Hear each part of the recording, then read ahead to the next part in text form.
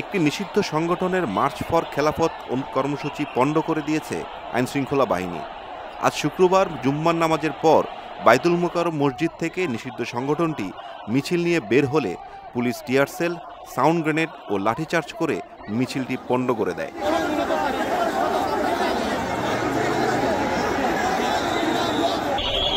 মিছিলটি পল্টন থেকে বিজয়নগর দিকে এলে পুলিশের বাধার মুখে পরে পুলিশ টিয়ার গ্যাস ও সাউন্ড গ্রেনেড ছুড়লে এক দফা ছত্রভঙ্গ হয়ে যায় তারা। পরে আবার একত্রিত হয়ে মিছিল শুরু করার চেষ্টা চালায় তারা।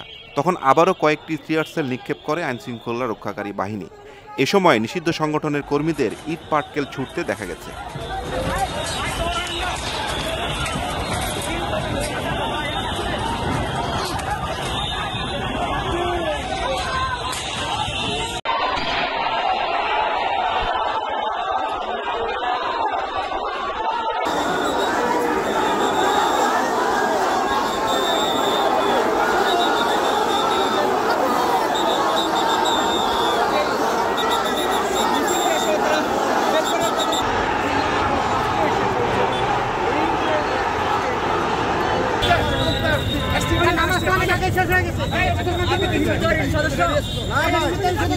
আপনার